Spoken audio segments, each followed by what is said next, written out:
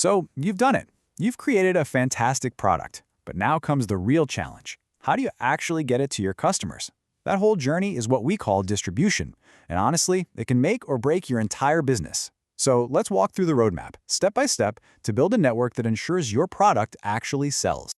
I mean, this is the million-dollar question, right? You've poured all this time, energy, and passion into making something great. But let's be real. A product that's just sitting in a warehouse isn't building a business. The bridge between your amazing idea and your customer's shopping cart, well, that's your distribution network. And that's exactly what we're going to map out today. Okay, so the very first and maybe the most fundamental decision you have to make is this.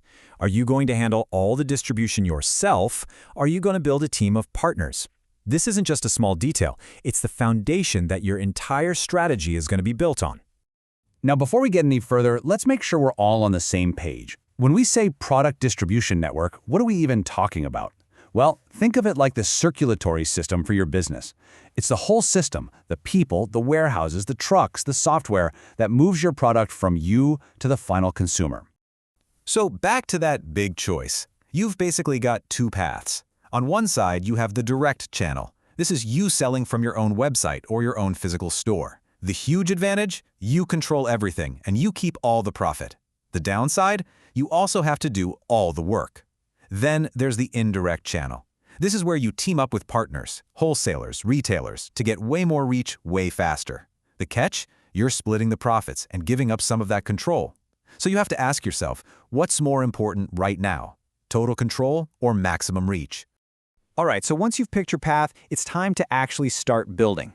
We're going to break this down into a super clear 5-step blueprint. Think of this as the actual construction plan for that business circulatory system we were just talking about. And here it is. It all starts with your product and niche, which then helps you figure out your channel strategy. From there, it gets really practical. You've got to find suppliers, get your logistics sorted out, and then make it all official by registering your business. Now, every single one of these steps is vital. But let's zoom in on the two places where new businesses often get tripped up: finding good suppliers and mastering logistics. So for step 3, finding suppliers, the real work isn't just, Googling a manufacturer. The secret sauce is in what comes next. Success here is all about solid negotiation and crystal clear agreements. You need to nail down pricing, payment terms, and especially those delivery schedules. A simple handshake deal? Nope, that's not going to cut it. You need contracts that create a rock-solid foundation. And that brings us to the absolute engine of your network. Step 4. Logistics. And believe me, this is so much more than just putting things in boxes and on trucks.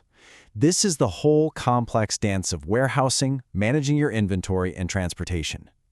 Getting this right is the difference between a smooth, profitable business and, well, total nightmare. So, your network is designed, your logistics are planned, the focus starts to shift. You've built the engine, now you've got to decide where you're going to drive this thing. This is all about your market strategy. How are you going to use this powerful new network to actually go out there and win?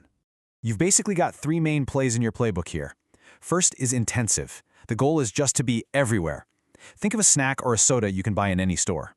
Next up is selective, which is more curated.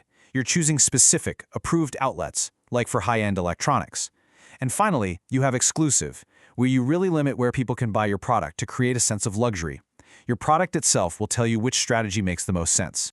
And that's really the bottom line, isn't it? This isn't just some academic exercise.